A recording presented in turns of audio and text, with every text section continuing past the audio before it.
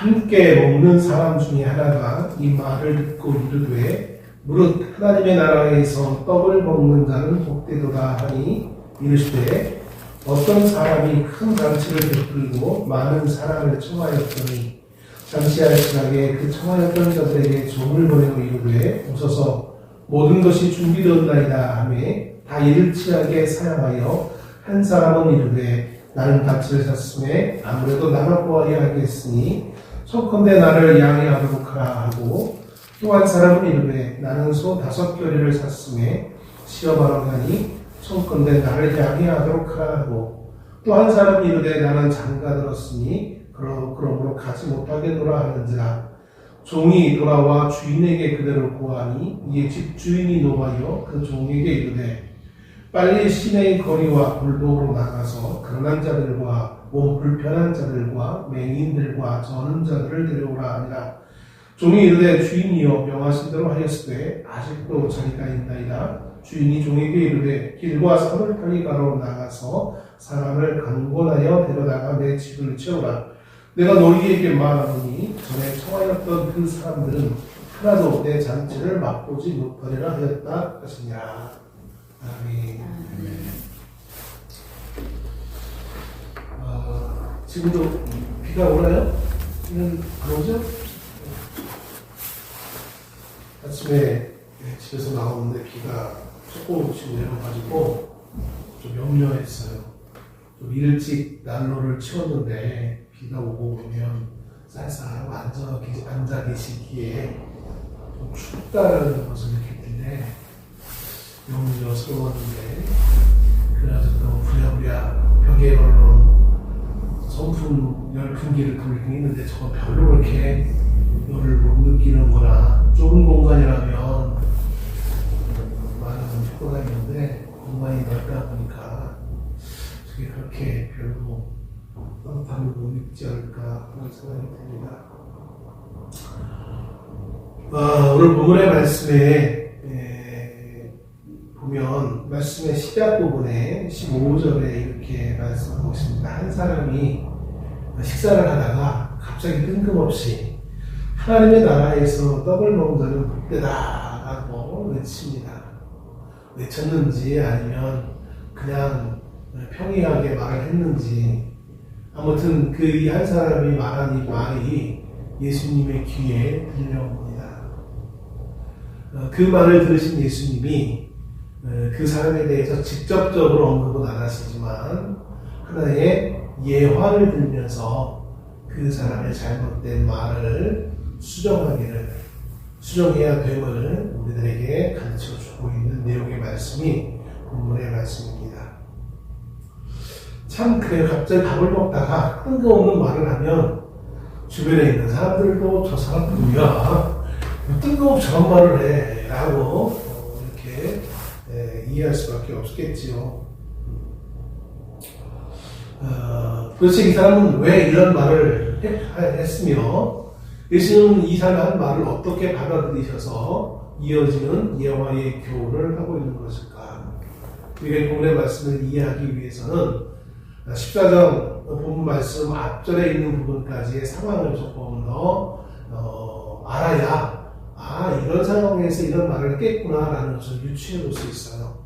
그러니까 한 문장만 가지고는 이해할 수 없고 또 예수님의 예화 자체로도 그 내용이 있긴 있지만 왜 이러한 예화를 하셨는지를 좀 더 정확하게 이해하기 위해서는 앞에 있는 상황을 좀 더 바르게 살펴봐야 온전하게 이해할 수 있으리라 생각되어집니다. 우리가 다른 사람들의 말을 우리가 이해할 때에 상대방의 말을 온전히 이해하기 위해서는 좀 많은 노력을 기울여야 될 줄로 압니다. 그냥 농담하며 웃고 떠드는 대화라면 가볍게 받아들여도 되겠지만 좀 깊은 이야기를 나눌 때, 좀 의미 있는 이야기를 나눌 때에는 좀 상대방의 이야기를 좀 상대방 입장에서 좀 생각하면서 그것을 이해해야 올바르게 이해하는 것이 당연한 인간 세상의 모습이 아니겠습니까? 예전에 여성 아나운서 출신 국회의원이 인사청문회에서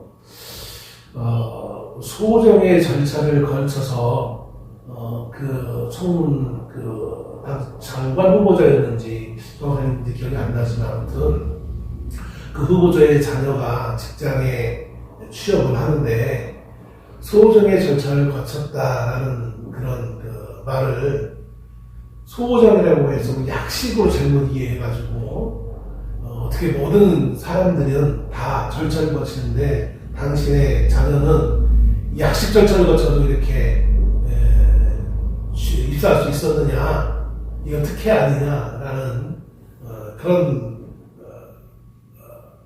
말을 하는 장면이 TV에 나와서 많은 국민들로부터 좀 놀림을 받았던 적이 있습니다. 소정이라는 것은 일련의 절차에 걸쳐서 이루어지는 것인데 그거를 그냥 쉽게 약식절처럼 뭔가 편의를 봐준 것 듯한 이상한 식으로 이해할 수 없는 정식 대학 교육까지 받으신 분이 그 더군다나 아나운서 출신이 그 말을 이해하지 못했다는 게 말이 안 된다. 어른들은 가끔가다 그런 말을 합니다. 요즘 젊은이들 20대, 10대 후반 20대 젊은이들이 대화를 하는 것을 보면서 야, 요즘 아이들은 참 큰일 났어. 문해력이 떨어져. 이렇게 지적하는 경우들이 간혹가다 있는 것을 봅니다. 대표적인 것이 방금 말씀드린 소정의 절차의 소정이고 심심한 위로를 기릅니다라고 했을 때 심심한 이게 뭐야 심심하게라는 재밌게 해야 돼 이런 식으로 그 말을 젊은이들이 하니까 요즘 애들 참 큰일 났어. 그런 것도 몰라. 그래서 한자를 공부시켜야 돼. 이러면서 또 이제 어른들의 영년 어린 말들을 하시는 것을 보게 되었습니다. 근데 그렇게 그 말을 지적하는 그 어른들도 그 말을 지적할 수 있는 자격이 있는가 보면 그렇지 못해요. 지난 한 주간 동안 이 정치권을 보면 다른 어떤 누구의 말을 하면 그 말을 정확하게 어디에서 어디까지 사실 부분이고 어디로는 추측의 부분이고 이런 의미에서 이런 말을 깼구나라는 걸 명확하게 볼 수 있는데 그걸 아주 무시하고 자기가 듣고 싶은 대로 들어서 침소봉대해가지고 한 사람을 매장시키는 그런 일이 너무 비일비재한 것을 보게 되었습니다. 참 어떻게 인간이 저렇게 악의적인 편집을 하는가. 그가 모르고 그랬다면 그 모름도 문제이긴 하겠지만 소위 나름 기자고 혹은 평론가고 국회의원이고 정치인인데 저 말의 뜻을 몰랐을까라는 말이 안 되는 이해를 하고 있는 모습을 보면서 인간의 악함일 수밖에 없다는 것을 생각해 보게 되었습니다. 오늘 본문의 말씀도 일맥상통합니다. 이 말씀을 정확히 이해하기 위해서는 좀 더 넓게 그 상황을 이해해야만 온전하게 이해할 수 있을 줄 생각되어집니다. 예전에 제가 20대 후반 20대 때 이 성경을 이렇게 젊은이들하고 같이 나눌 때 보면 또 가르칠 때 보면 이 성경의 뜻이 뭔지 모른다고 이렇게 질문하는 경우를 종종 보게 되었어요. 근데 보면 이렇게 그 말을 듣고 그 말을 읽고 이렇게 설명을 해줘요. 그러면 전도사님은 어떻게 그렇게 이런 걸 다 알아요? 전도사님이니까 이렇게 얘기할 수 있겠지만 근데 그 질문하는 내용들을 가만히 보면 그게 성경의 어떤 깊은 뜻을 묻는 것이 아니라 단어의 뜻을 몰라서 물어보는 거였어요. 단어의 뜻을. 그러니까 성경의 의미를 물어보는 것이 아니라 이 단어의 뜻을 모르니까 이해를 못해서 질문하는 형식이었어요. 왜 단어의 뜻을 모를까? 그 이유는 성경이 아주 옛날에 번역된 책이기 때문에 그래요. 즉 옛날에 사용하던 언어로 표현하고 있기 때문에 현대인이 봤을 때 그 단어를 사용하지 않거든요. 그러니까 모를 수밖에 없는 거예요. 그거를 무식하다라고 말하면 안 되는 거예요. 심심한 위로를 표합니다라는 말을 젊은이들이 몰랐다고 한자어를 안 배웠기 때문에 몰라. 그럼 역으로 한번 하면 요즘 젊은이들이 유행하고 있는 그 말을 우리 50대, 60대 어른들은 압니까? 모르잖아요. 그럼 젊은이들 봤을 때 그 50대, 60대 꼰대들은 공부도 안 해. 이렇게 생각하는 게 당연한 거 아니겠습니까? 언어라는 것은 늘 고정되어 있는 게 아니라 변해요. 어떤 때는 잘 사용되는 말이 어느 순간 사용되지 않기 때문에 모를 수 있는 거예요. 사용하지 않는 단어를 굳이 공부할 필요는 없다라고 봅니다. 물론 전문직을 하는 사람들에 있어서는 그것이 필요하긴 하겠지만 얼마나 세상을 살아가면서 배울 것이 많아요. 모든 것을 다 배울 수는 없거든요. 그 한자 하나 모른다고 해서 우리의 삶에 큰 문제가 일어나지 않습니다. 아니 오히려 그 어려운 한자보다는 요즘에 맞는 좀 쉬운 말로 표현하는 것이 더 맞지 않을까.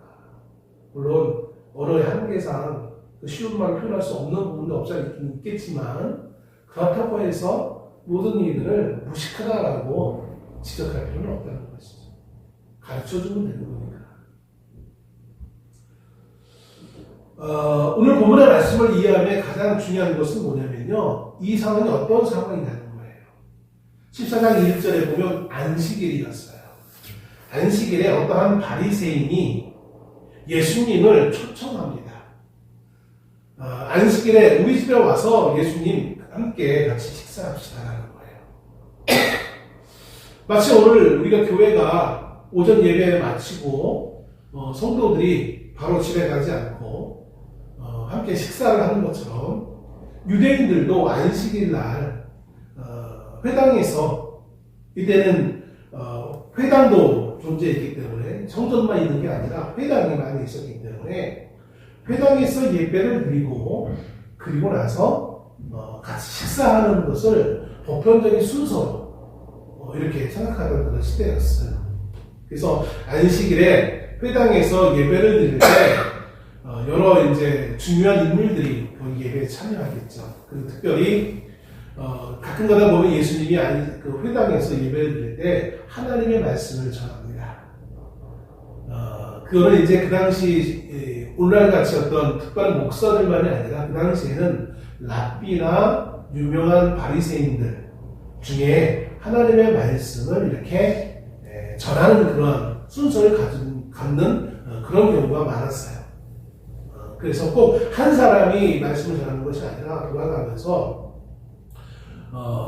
그 회당을 주관하는 회당장이 이번 주에는 이분을 모셔다가 하나님의 말씀을 좀 나를 가르침 받자라고 생각하면 그 사람을 초청을 합니다. 그래서 같이 예배드리는 사람들이 그 사람의 가르침을 받고 그 다음에 끝난 이후에 함께 식사를 하는 것이죠. 이 바리새인이 자신의 집에 예수님과 함께 예배했던 많은 사람들을 초청했을 거예요. 그래서 거기에서 식사를 하는 와중이었어요. 그런데 식사하는 와중에 예수님이 가만히 보니까 어떤 일이 일어나냐면 왜 우리가 식사하는 자리도 보면 어른이 앉는 자리가 있잖아요. 우리 한국도 성리학의 영향이 있기 때문에 안쪽 자리, 가운데 자리 해가지고 어른이 꼭 앉아야 될 자리가 있어요. 그 자리에 누가 먼저 앉으려고 서로 그 중심 자리에 자신이 먼저 앉으려고 하는 그런 현상이 일어난 거예요.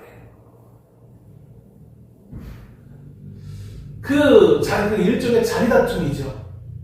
내가 더 상석에 앉아야지. 내가 더 상석에 앉아야지.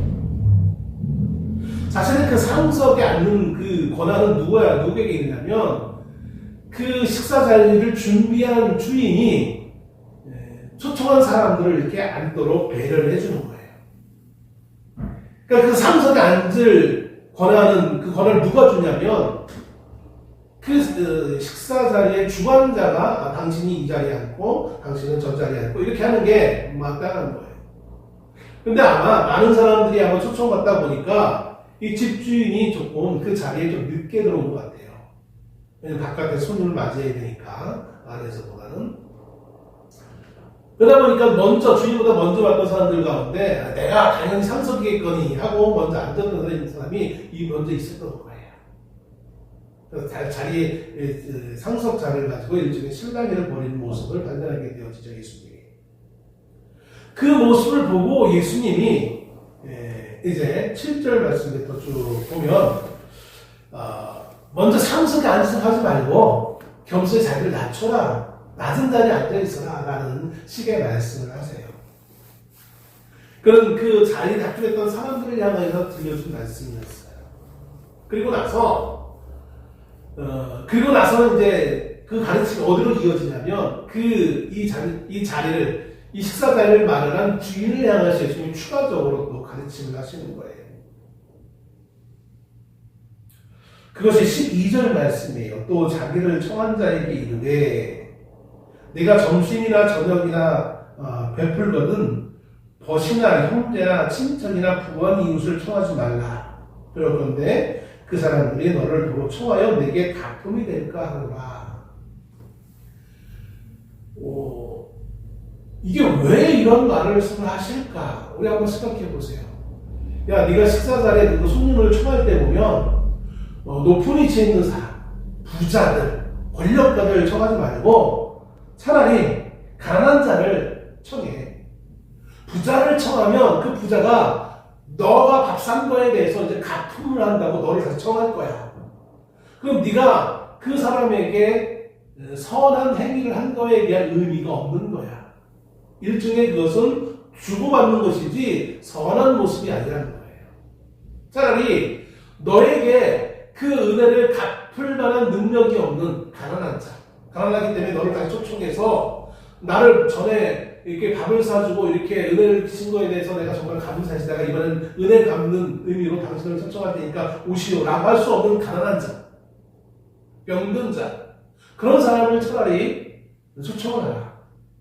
그리하면, 중요한 건 14절이에요. 그리하면 그들이 갚을 것이 없으므로 내게 복이 되리니. 그들 너를 갚지 못하니까, 은혜를 갚지 못하니까 이는 의인들이 부활 시에 내가 갚음을 받겠습니다. 라고 말하는 거예요. 이거에 대해서 많은 목사님들이 이렇게 설명을 합니다. 네가 이때 살아 생전에 그 모든 은혜를 받지 못했으니까 천국에 가면 네가 받지 못한 걸 하나님이 너를 갚아줄 거야. 이런 식으로 이제 해석을 하세요. 그리고 조금 다시 한번 말씀드리겠지만, 그것이 틀린 말은 아니지만, 저는 이 말씀을 묵상하면서 또 다른 의미가 있다는 사실을 깨닫게 되어집니다.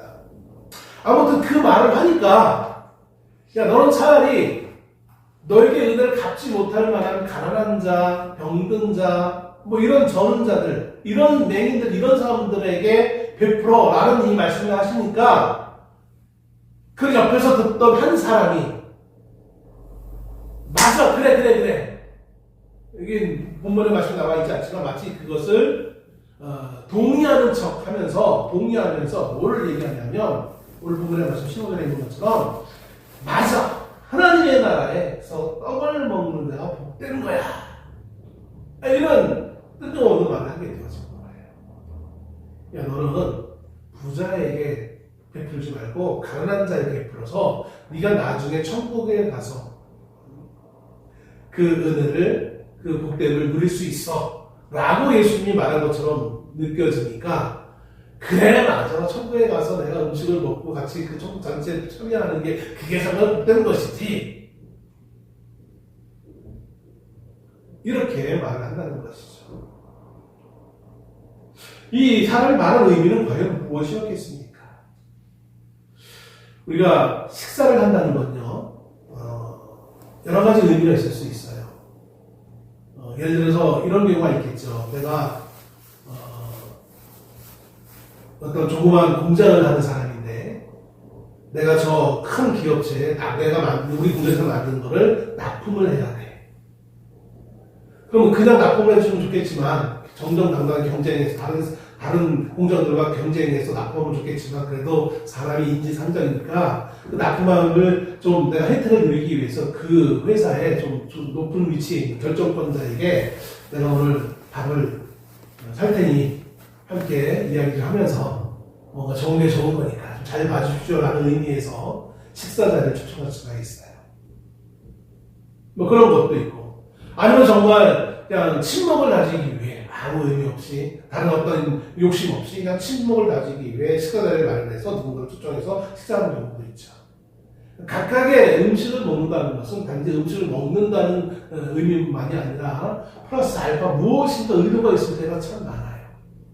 어떤 문화에서는 함께 식사를 한다는 것을 믿을 수 있는 사람이다라는 그런 의미를 가지고 있는 그런 사람들도 있는 것을 봅니다. 어떤 이는 그것을 이렇게 해석을 하죠. 식사를 하는데 고기를 먹어야 되는데 고기를 먹을 때 그냥 손으로 뜯는 것이 아니라 칼로 일일이 그거를 베어서 먹어야 되는데 칼이라는 것은 남을 해칠 수 있는 거잖아요. 그래서 음식을 먹을 수 있는 조그만 칼이긴 하지만 그 칼을 함께 같이 좁은 공간에서 먹기에 내가 신뢰할 수 있는 저 사람이 그 칼을 가지고 있어도 나를 해코지 하지 않을 거라는 신뢰가 있는 사람만이 같이 식사 자리에 초대하는 그런 문화를 가지고 있는 사람들이 있다고 합니다. 아무튼 여러 가지 의미가 있을 수 있어요. 유대인들에게도 마찬가지예요. 유대인들에게도 식사를 같이 한다는 건 큰 의미가 있습니다. 모든 식사 자리가 그런 건 아니지만 대체적으로 유대인들은 식사를 한다는 것은 이런 의미가 있습니다. 그건 뭐냐면 함께 거룩한 자라는 것을 공증하는 거예요.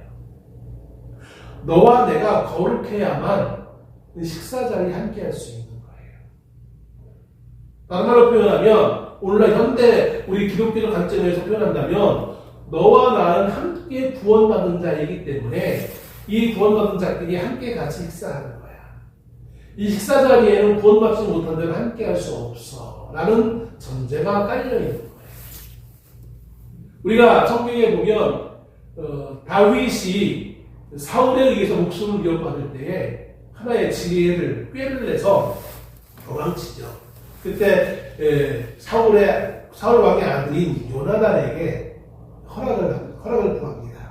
이번 명절에 내가 그 식사 자리에 함께하지 않을 텐데 그때 당신의 아버지가 어떻게 행동하시느냐에 따라서 나를 죽일 건지 안 죽일 건지 그 마음을 내가 판단할 수 있으니 이번 기회에 한번 점검해보자. 명절에 음식을 뭐 첫째 날 함께하지 못해요. 안 해요. 그러자 이 사울 왕이 그 속으로 생각하기를 다윗이 정결하지 못해서 순결하지 못해서 뭔가 정결하지 못한 어떤 상황을 맞이하여서 함께 식사 자리에 함께하지 못하는구나 이런 생각을 첨단했다라고 기록하는 부분이 있는 것을 봅니다. 이처럼 유대인들이 식사를 함께한다는 것은 정결한 사람끼리 함께하는 거예요. 하나님의 백성끼리 하는 거예요. 이방인과 식사를 하지 않아요. 정통 유대인들은 웬만해서는 이방인들과 식사하지 않아요. 그리고 여러 가지 편법을 통해서 공간을 따로 분리한다든지 이런 식의 이제 어쩔 수 없이 이방인과 교류할 때는 필요에 의해서 그 공간을 따로 한다든지 천막을 친다든지 이렇게 해가지고 천막에 오늘 지금 커튼을 친다든지 이런 식으로 해가지고 그 장소를 뭔가 구분하려고 한다는 거예요. 오늘 유대인들의 식사 자리는 이와 같은 의미가 있어요. 우리가 하나님의 백성으로서 함께한다. 그리고 또 한 가지, 지금 예수님이 너에게 그 갚을 수 있는 능력이 있는 사람이 아닌 가난하고 몸이 불편한 사람들을 초대하라라는 그 말에 이 한마디 거들었던 이 사람은 어떻게 생각했냐면 나는 예수 하신 그 말씀을 온전히 이룬 사람이야 라는 생각을 했다는 거예요. 나는 편협하게 유대인들만 참여하는 그런 자리만이 아니라 더 나아가서 예수님이 말씀하는 것처럼 사람들을 편협하게 바라보지 않고 이렇게 선을 실천한 사람이야 라는 생각을 그 마음속에 하고 있었던 거예요. 그래서 예수님의 그 가르침에 나는 해당되지 않는 사람이다 라는 생각을 하고 있었어요. 더 나아가 예수님이 말씀하셨던 그 말씀에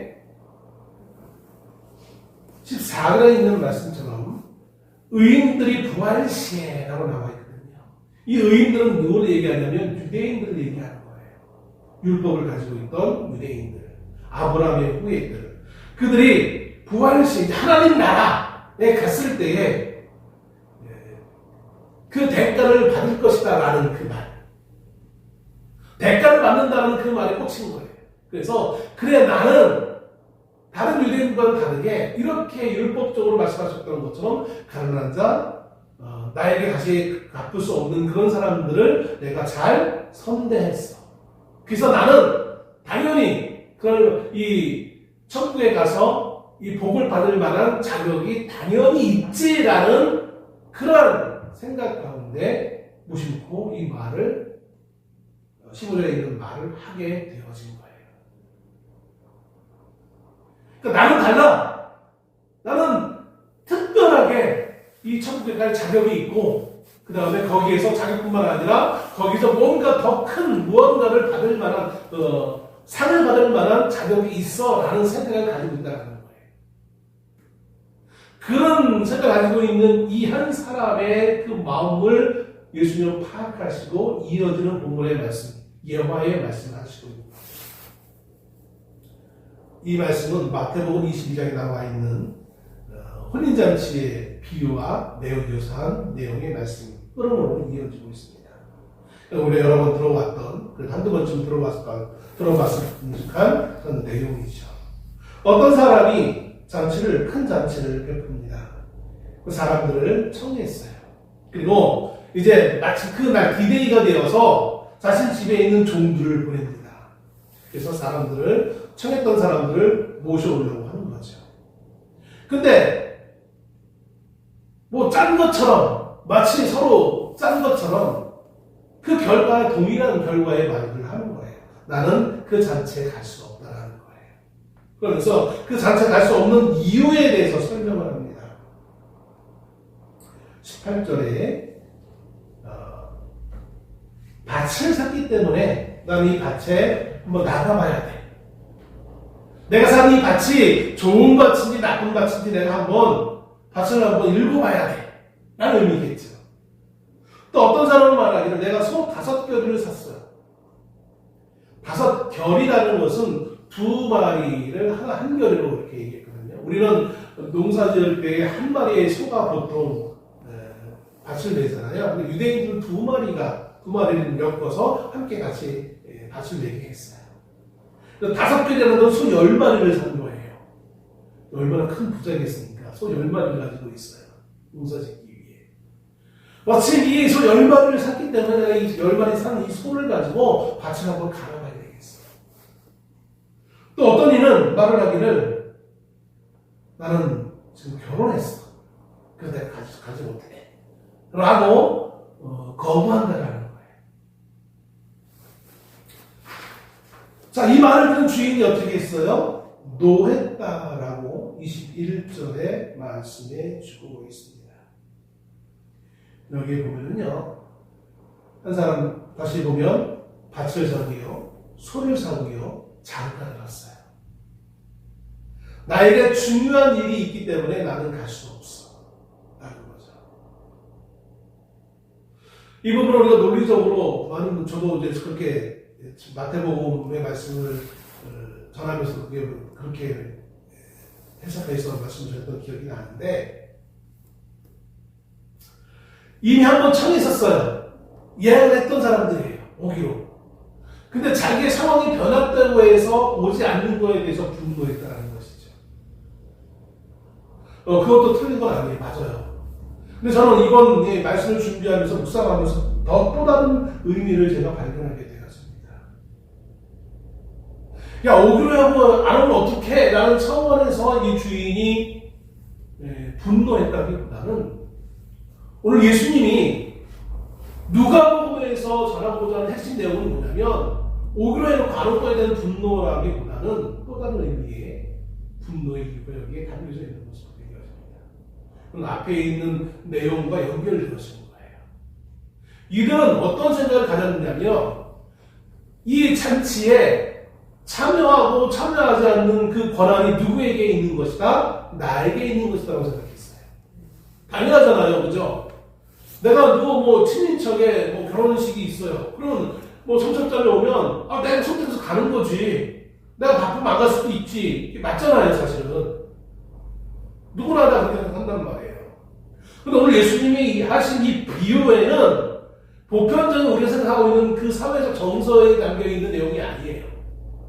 왜냐하면 여기서 말하고 있는 이 비유의 궁극적인 내용은 뭐냐면 구원과 관련된 것이기 때문에 그래요. 여러분, 구원은 그 구원 받고 안 받고의 그 선택권이 나에게 있습니까? 많은 사람들은, 어떤 사람은 착각을 해요. 나에게 있다고 생각해요. 내가 싫으면 안 가는 거지. 내가 싫으면 교회 안 가는 거지. 교회는 내가 선택할 수 있을지 모르겠어요. 그런데 궁극적으로 하나님 앞에 하나님의 백성이 되어주고 구원받는 것은 나의 선택으로 되어지는 게 아니에요. 그 선택 권한은 하나님께 있는 거예요. 나에게 있는 게 아니에요. 이 사람들은 철저하게, 이 비유에 나와 있는 사람들은 철저하게 나에게 선택의 권한이 있다라고 착각했어요. 마태복음이나 이런 다른 이제 본문을 우리가 해석할 때에 이렇게 해석을 합니다. 아까 좀 전에 제가 말씀드렸던 것처럼, 아니 오기로 약속해놓고 안 왔으니까 분노한 거야. 맞기도 해요. 근데 또 다른 측면에서 보면 요즘은 밭을 사고 그다음에 소를 사고 그리고 장가가 들었을 때 하나님께서 모세에게 주신 그 율법에 의하면 이스라엘 백성들을 이제 징병할 때에, 전쟁터에 나갈 때에 그 징병 대상에서 제외되는 사람들이 있었어요.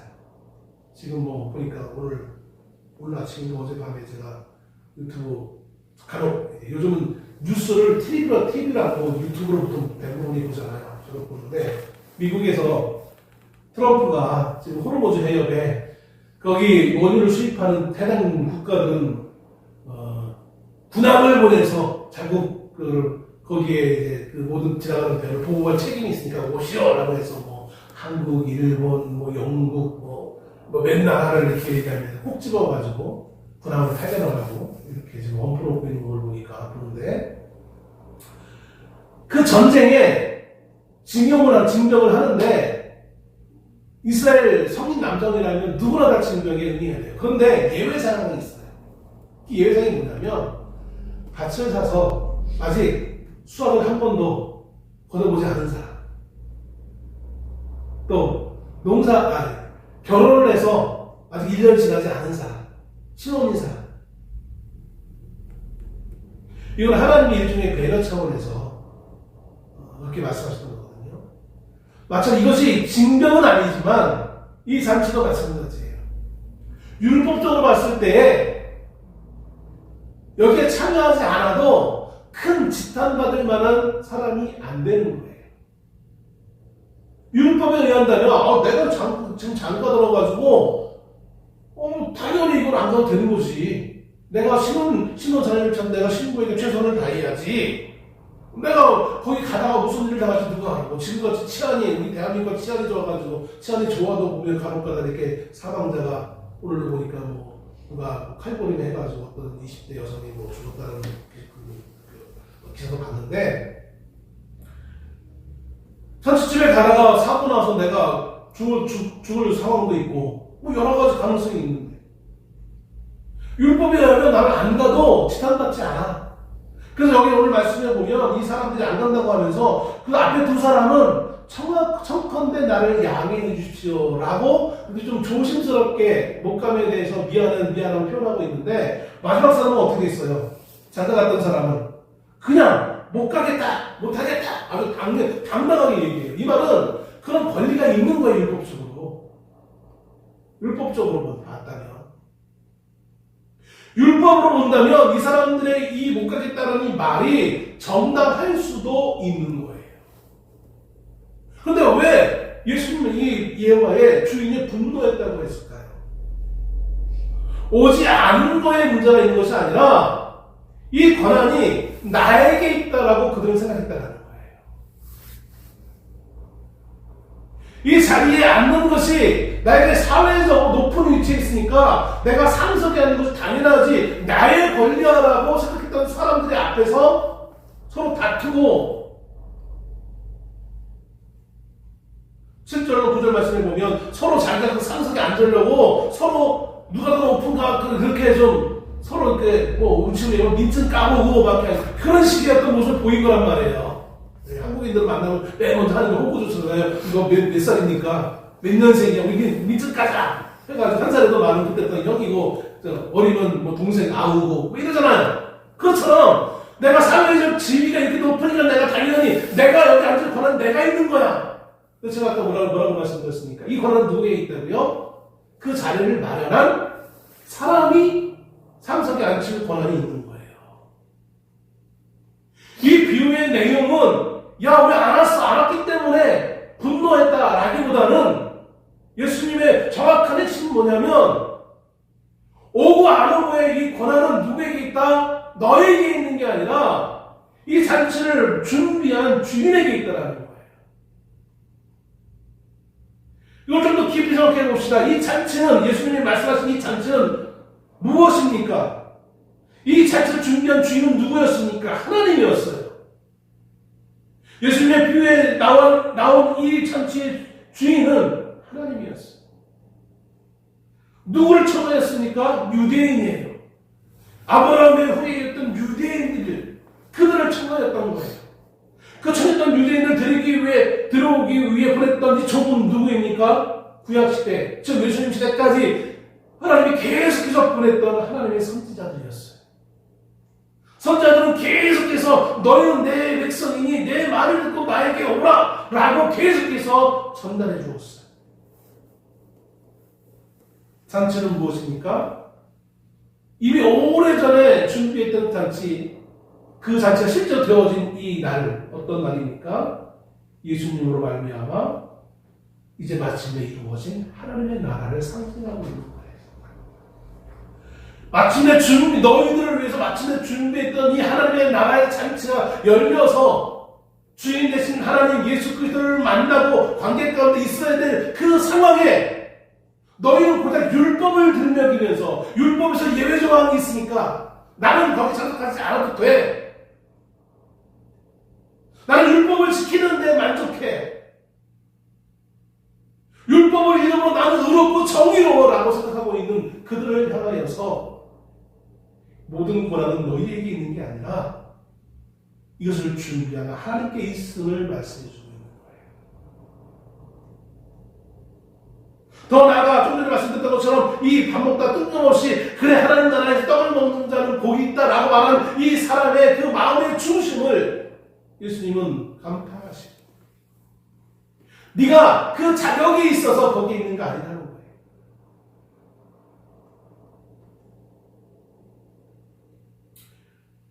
오늘 보면 앞절에 14절에 처음에도 앞에서 말씀드린 언급했지만 잠시 부활 시에 네가 갚음을 받겠습니다 라는 이 말씀의 의미가 무엇일까? 유대인들은 전통적으로 이것을 내가 가난한 자, 병든 자를 잘 대접하면 하나님께 인정받을 거야. 심지어 오늘날 이것을 어떤 교단에서는 어떤 사람들은 내가 의롭게 하면 하나님 나라에 갈 수 있어.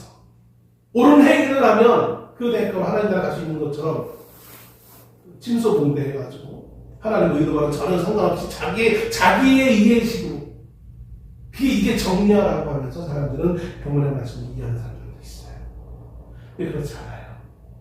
여기에 네가 갚음을 받겠습니다라는 것은 야 네가 살아있을 때 이렇게 착한 일을 했으니까 내가 너에게 금은보화를 줄게 이게 아니에요. 여기 분명히 뭐라고 나왔습니까? 부활시에 의인들의 부활시에요. 이건 단지 하나님 나라가 완성된 어떤 시점을 말하는 것처럼 생각하는데 그렇지 않아요. 여기 핵심은 뭐냐면 의인들이에요. 하나님 나라에 가서 우리 지금 이 세상에서 좋은 것을 먹다가 하나님 나라에 가서 좋은 걸 먹으니까 내가 감사해라고 이 사람 생각하고 있는 거예요. 내가 이 땅에서도 내가 사내 준비를 즐겼으니 하나님 나라에 가서 사내 준비 즐기는 것 마땅해. 왜냐면 내가 그렇게 많은 사람들에게 선을 베풀었으니까. 그런 의미에서 이렇게 고백했던 15절에 말씀을 하고 있는 이 사람을 향해서 예수님 말씀하시기를 부활시에 의인들의 부활시에 갚아주겠다라는 것은 물질로 갚아주는 것이 아니고 명예로 갚아주는 것이 아니에요. 이게 뭐냐면 의인들의 고백이에요. 고백. 이런 거예요. 내가 세상에 살아갈 때 이렇게 험난한 삶을 살았는데 저 사람이 나에게 선함을 베풀었습니다. 나는 고백을 듣는 거예요. 근데 그 고백을 누구 앞에서 하는 거예요? 하나님 앞에서. 또 많은 성도들 앞에서. 우리는 물질 세계에 너무나 매여가지고 뭔가 나에게 금은보와 상장이 있어야 그게 영광으로 살고 있는데 그게 아니라 하나님 나라에서 나의 의로움을 증명해 주는 자가 있다는 거예요. 구약의 율법에 의하면 그것이 죄를 지는 자에게 그 죄가 성립하기 위해서는 증인 2사람이 필요해요. 그렇죠? 그게 율법이에요. 반드시 2사람이 증인이 있어야만 저 사람이 악한다는 것을 입증할 수 있어요. 마찬가지로 의인도 마찬가지예요. 하나님 나라에서 이 사람이 어떤 의로운 행위를 했는지 나에 대한 그 의로움을 증명해주는 사람이 그 부활시 있다라는 거예요. 그게 뭔데? 그게 영광이라는 거예요. 그게 영광. 뭔가를 물질을 받아서 영광이 아니라 하나님 나라에서는 우리의 관념이 이 땅에 매여 있어서 뭔가 내가 좋은 걸 받아야만 그게 영광이고 기쁨을 생각하고 있지만 하나님 나라에서 그건 아니거든. 우리가 흔히 요한계시에 나와 있는 뭐 황금길 뭐 얘기하면서 그게 얼마나 영광스러워. 황금길 자체가 영광스러운 것이 아니라 황금길이라는 것은 영광을 상징적으로 비유적으로 표현하는 내용일 뿐인 것이지 하나님 나라의 길이 모든 황금길 황금 지상같이 널려있는데 그게 무슨 의미가 있겠습니까? 그건 이미지일 뿐인 것이지. 이처럼 하나님 앞에서 나의 의로움을 증명해 주는 사람들이 있다라는 거예요. 그게 얼마나 대단한 영광인지를 한번 생각해보라는 얘기인 거예요. 우리가 때로는 인생을 살아가면서도 공적인 자리에 어떤 사람이 그래 이 사람은 참 똑똑한 사람이야. 이 사람 이런 업적이 있어 라고 얘기할 때 많은 사람들 그 얘기할 때 얼마나 그렇게 추앙받는 사람은 낯겁기도 하겠지만 얼마나 참 그 스스로 자기 스스로가 느끼기에 얼마나 영광스럽습니까? 그잖아요. 많은 사람 앞에서 저 사람은 저 상관이라는 자격도 없고 저 사람은 그동안 살아온 거 보니까 별볼일 없는 사람이고 이런 말을 듣는 것과 하나님 앞에 우리를 지으신 하나님 앞에서 이 사람은요 이런 사람이었대요. 이런 사람이 나에게 이런 선함을 베풀었어요 라고 그렇게 인정받는 것과 얼마나 큰 차이가 있는지 몰라요. 내가 선했기 때문에 하나님 나라에 가는 것이 아니라 그분이 나를 부르셨기 때문에 내가 가는 거예요. 오늘 이 예수님과 함께 시작했던 사람들의 대부분은 내가 유대인이었기 때문에 들어간다고 생각하고 있었어요. 내지는 조금 양심이 그래도 좀 열려있는 사람은 내가 그래도 유대인이었다는 그 자체보다는 유대인으로서 내가 율법을 잘 지켰기 때문에 그것 때문에 내가 하나님 나라에 갈 수 있다라고 생각하고 있는 거예요.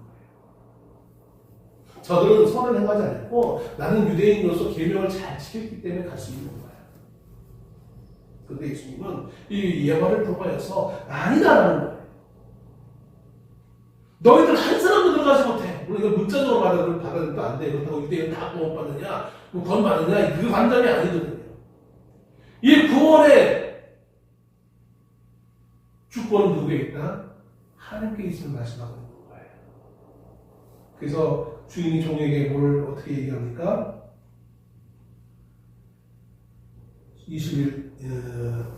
21절에 종이 돌아와 주인에게 그를 고하니 이에 집주인이 노하여 그 종에게 이르되 빨리 시내의 거리와 골목으로 나가서 가난한 자들과 몸 불편한 자들과 맹인들과 저는 자들을 데려오라. 아무도 내가 당연히 이 자리에 참석할 수 있는 자격이 있어 라고 말할 수 없는 사람들, 그저 주인의 부름에 그 은혜에 감사 외에는 할 수 없는 그 연약한 자들을 불러오라고 하는 거예요. 근데 문제는 뭐라고 나옵니까? 종이 이르되 주인이여 명하신 대로 하였을 때 아직도 자리가 있나이다. 주인이 종에게 이르되 길과 사뭇다리로가로 나아가서 사람을 강권하여 데려다가 내 집을 채우라. 여기 길과 사뭇다리는 어딜까요? 이거 마을 바깥이에요. 이건 어디냐면 이방을 얘기 상징하고 있는 거예요. 이방인들도 하나님과 예수 구원받았다는 걸 얘기합니다. 여러분, 우리가 하나님 앞에 부르심마다 구원받는 것은 당연한 것이 아니라 하나님의 은혜를 베푸는 거예요. 당연한 것이 아니라 하나님이 나를 부르셨기 때문에 가능한 거예요. 내 공로를 이야기하고 다른 사람을 비난하고 비판하는 것이 우리의 삶의 모습이 되어서는 안 된다는 거예요. 남을 비난하기 앞서 먼저 내 자신을, 남을 비판하고 먼저 내 자신을 돌아보라고 말씀하셨어요. 많은 이들이 그 죄를 너무나 쉽게 범하고 있는 현대의 모습을 보게 되었습니다. 다른 사람 보고는 그렇게 하면 안 된다고 하면서 자기는 그렇게 하고 있어요. 심지어 목사도 마찬가지예요. 목사들도. 자기는 뭐 대단히 이렇게 의로운데 남을 향해 비판하면서 그러면 안 돼!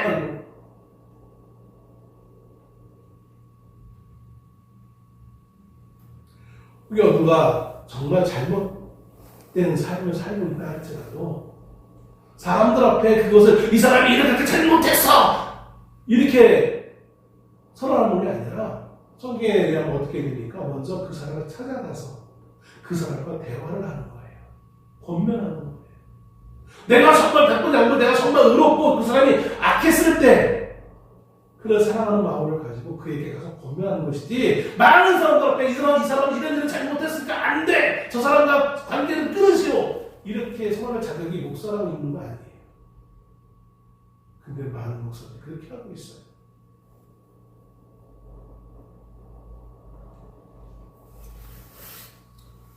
그는 결국 뭐냐면 나에게 그런 자격이 있다고 착각하는 거예요. 나에게는 그런 자격이 없어요. 우리에게 그런 자격이 없어요. 오로지 나를 구원하신 그분의 은혜 때문에 내가 살아가는 것이지 나에게 그런 자격이 없어요. 왜 그런 자격 없는 내가 왜 다른 사람을 향하여서 그렇게 비난하고 악한 말들을 그렇게 서슴없이 하고 그렇게 살아갑니까?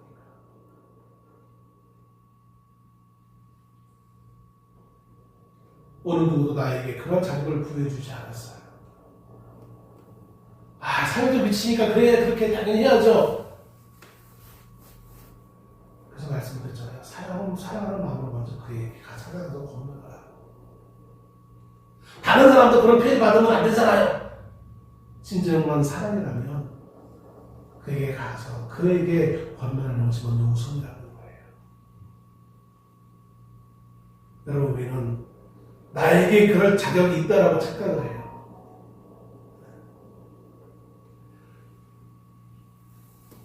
내가 국민을 잘 살게 위해 이런 권한이 당연히 나에게 있어라고 착각해요. 그래서 국민들이 이제 그거 아니다라고 얘기해도 아니야, 내가 너희들 위해서 잘하고 있잖아. 착각해요. 시간이 많이 갔죠. 이런 말씀을 드릴게요.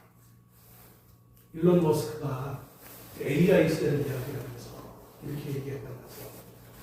이제 AI가 단지 컴퓨터 안에 있는 AI가 아니라 이제 AI가 사물을 입어서 흔히 말하는 로봇같이 실제로 노동을 하게 되어지면 이제 인간들은 더 이상 노동할 필요가 없어. 그러니 인간들은 더 이상 노동할 생각하지 말고 우리가 그 얻은 모든 수익을 나눠줄 테니까 너희는 그만 먹고 잘 살아. 이렇게 말했다고 하죠. 이게 얼마나 오만한 생각인지. 너희들은 그저 내가 주는 거 먹고 받아먹고 그냥 감사하며 살아. 나에겐 그럴 자격이 있지만 너에게는 없으니까. 내가 주는 것만큼만 먹고 내가 혜택 주는 것만 누리고 살아. 이게 얼마나 오만하고 독선적인 모습인지 몰라요. 그게 인간에 대한 온전한 이해 가운데 그 말을 한 게 아니란 말이에요. 여러분, 그런 현상이 우리나라에서도 일어나고 있어요. 모든 자격은 우리에게 있는 게 아니라 우리를 세우신 하나님께 있는 거예요. 그게 일반 국민이가 아니면 한 나라를 이끄는 대통령이가 뭐 장관이건 국회의원이건 뭐 기업의 뭐 삼성의 뭐 이재용이건 사람들은 그다른 권한이 있다고 인정할지 모르겠지만 하나님은 그렇지 않아요. 목사도 마찬가지예요. 목사에게 그 권한을 주신 분은 하나님이시지. 아니 목사 자체에게 하나님은 말씀을 전할 권한을 준 것이지 사람을 정죄할 권한을 준 것은 아니에요.